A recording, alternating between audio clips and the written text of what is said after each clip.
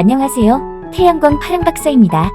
태양광 발전 사업에 대한 오해와 진실을 설명드리겠습니다. 이 영상 보시고 태양광 사업의 오해를 풀었으면 좋겠네요. 첫 번째, 태양광 모듈은 중금속 덩어리라고 하는데 맞는 말인가요? 태양광 모듈이 카드뮴과 납덩어리라는 주장은 사실이 아닙니다. 카드뮴을 사용하는 태양광 모듈도 있지만 국내 모듈사에서는 생산한 적이 없으며 외국에서 수입한 적도 없습니다. 납도 중량 기준 0.1% 이하 소량만 사용을 합니다. 국내에 쓰이는 태양광 모듈은 중금속 오염이 걱정 없는 실리콘 패널입니다. 문제의 중금속 태양광 모듈인 방막 패널은 유해물질로 인해 국내의 사용은 물론 생산 및 수입이 모두 금지되어 있습니다. 두 번째, 태양광을 설치하면 햇빛을 반사해 빛 반사가 심하지 않나요?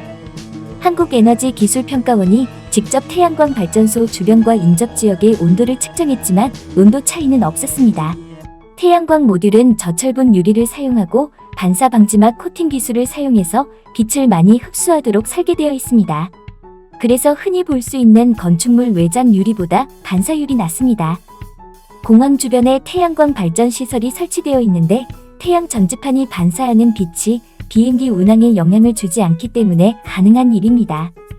물론 태양광 모듈의 위치와 각도에 따라 특정한 시간에 강한 반사광이 비칠 가능성이 있지만 그 경우에도 일반 유리보다 반사가 강하지 않습니다. 태양광 모듈의 빛 반사율은 5%로 플라스틱과 눈, 흰색 페인트에 비해 낮은 수치입니다. 태양광 빛을 태양 전지 내부로 흡수해 전지를 발전하기 때문에 반사에 의한 피해 발생률이 낮고 연구개발을 통해 반사율은 더욱 낮아질 전망입니다. 세 번째, 태양광 모듈은 정기적으로 닦아줘야 하는 건가요? 모듈 표면에 먼지나 이물질이 쌓이면 태양광을 흡수하는 셀 면적이 줄어들기 때문에 닦아줘야 합니다. 하지만 비가 내리면 모듈 표면에 있는 먼지가 어느 정도 씻겨 내려가므로 큰 정비는 필요하지 않습니다. 눈이나 새에 배설물이 쌓여 있다면 더 나은 발전 효율을 위해 천으로 닦아주면 좋겠죠. 굳이 세제는 사용할 필요는 없습니다. 네 번째, 물 위에 설치하는 수상 태양광은 환경에 어떤 영향이 있나요? 수상 태양광 모듈이 발전 설비에서 유해 물질이 용출되어 수질 오염을 유발한다는 주장이 있는데 태양광 설비를 설치할 때 용출 시험에 합격한 자재만을 사용합니다. 앞에서 언급했듯이 태양광 모듈은 세척을 하지 않는 게 국제 기준입니다. 따라서 세제 때문에 오염이 발생하지는 않습니다.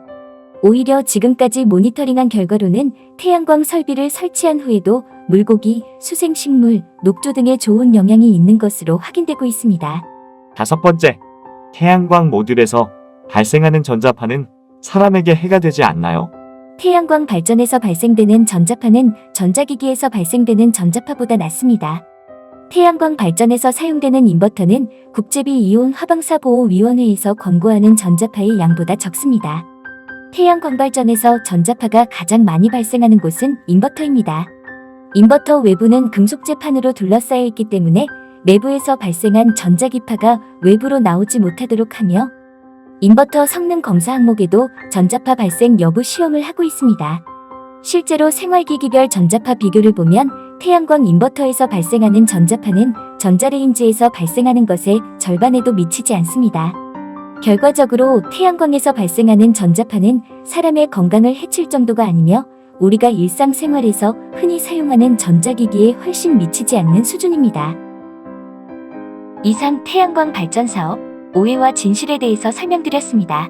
태양광 공부 많이 하셔서 태양광 전문가가 되시길 바랍니다.